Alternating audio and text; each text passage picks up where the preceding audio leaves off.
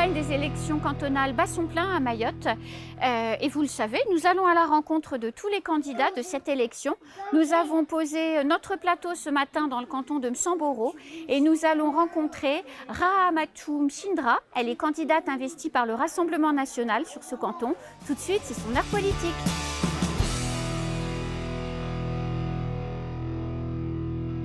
Rahamatou Mchindra, bonjour. Bonjour madame.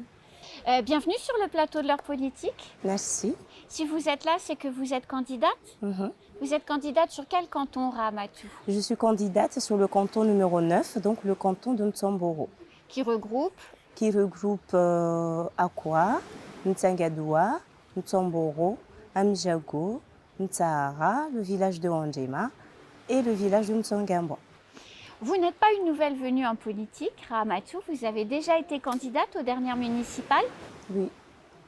Je faisais partie, excusez-moi, de la liste municipale avec le candidat Onzaïrou. Et donc, sur Msamboro. Sur Msamboro, la commune de Msamboro.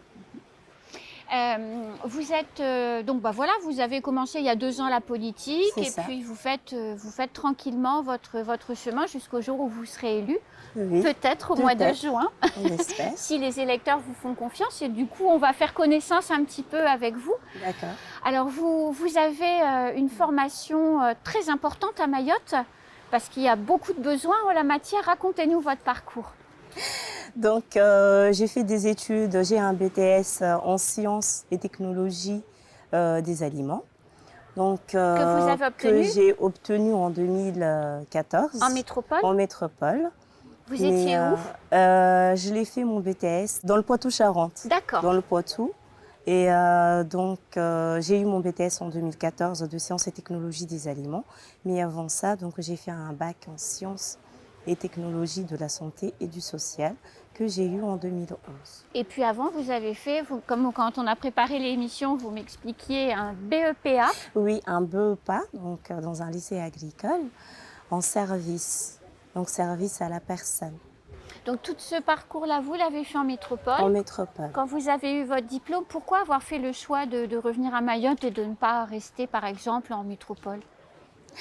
L'objectif de quitter Mayotte était de faire ses études à Mayotte, étant donné qu'à Mayotte, à cette époque-là, on n'avait pas la possibilité de faire ce genre de parcours. Donc l'objectif, ce n'était pas de rester travailler en métropole, mais c'était de revenir sur l'île et faire avancer socialement et professionnellement notre île. Donc je pense que pour moi, c'était la suite de mon parcours scolaire, revenir sur l'île de Mayotte. D'autant plus que juste après l'obtention de mon BTS, j'ai eu une offre d'emploi tout de suite après, donc il n'y a pas eu de coupure du tout, d'une entreprise locale, je ne sais pas si je peux citer le nom. Comme vous voulez. De l'entreprise Panima, que je remercie beaucoup d'ailleurs, qui ont accepté de me prendre tout de suite après mes études comme assistante chargée de la santé, sécurité, hygiène au sein de leur entreprise. Et donc après cela, j'ai lancé ma carrière. J'ai travaillé chez eux pendant près de 5 ans. Et après, donc, j'ai changé un peu autre chose, on va dire. Donc j'ai enchaîné avec le rectorat de Mayotte, où je suis actuellement salariée. Donc j'occupe le poste d'assistante chargée de prévention et sécurité au collège de Msamboro. Alors il y a quand même une cohérence avec vos études parce que vous avez rejoint le rectorat, mais avec une perspective professionnelle. C'est ça. Donc l'objectif, c'est de, étant donné les besoins en la matière sur Mayotte, sur la restauration collective qui se ressent. Puis qui se met en place. Et qui se met en place, oui, effectivement. Donc l'objectif, c'est de travailler avec le rectorat aussi, de leur faire une proposition avec les arguments, bien sûr, de pouvoir créer par la suite un poste qui serait l'enchaînement direct de mon poste à Panima et pouvoir mettre mes capacités de travail, d'hygiène, qualité, sécurité alimentaire. C'est important à Mayotte aujourd'hui. Oui, c'est très important. Donc, au sein du rectorat, un poste qui reste à créer. Et les et prochaines? qui, j'espère, sera créé et qui sera pour moi. Voilà, exactement. Alors, quand vous ne travaillez pas donc, pour le rectorat en ce moment, vous vivez à Msahara avec votre famille et vous avez, je crois, 3 petits-enfants. Oui, donc j'ai 2 petits garçons et une fille. Donc le plus grand qui a 5 ans et la plus jeune qui a 16 mois. Donc les deux vont à l'école parce que le deuxième a 3 ans. Donc les deux vont à l'école et dans la semaine, il n'y a que la petite qui va chez la nounou. D'accord. Alors, vous me disiez, quand on a préparé cette émission, que ils sont petits vos enfants encore, et que quelquefois, quand vous avez vos photos de politiciennes, en quelque sorte, ils reconnaissent pas maman, c'est mignon. C'est mignon, c'est très mignon. Donc en fait, on essaye, étant donné que d'habitude, ils voient plus la maman à la maison en travaux ménagers, donc là, on n'est pas très apprêté pour faire Pas comme ça en tout cas. Ils n'ont pas l'habitude, oui, de nous voir ainsi. Et donc, ça les amuse, en fait, de démêler, d'essayer de reconnaître ou même de comparer maman en femme politicienne ou sur photo bien apprêtée et maman à la maison. Donc, c'est très amusant, effectivement. Puis à 5 ans, les enfants ont encore cette capacité à dire des choses. Et à poser beaucoup de questions, toujours, encore et encore. Donc vos enfants, vous êtes bien entourés pour faire campagne, vos enfants sont avec votre famille quand vous êtes sur le terrain. Votre famille fait campagne avec vous? Ma famille fait campagne avec moi. Donc ma famille est avec moi, ma famille me soutient et ma famille respecte le fait que je souhaite être une femme politique et que je souhaite me projeter dans la politique.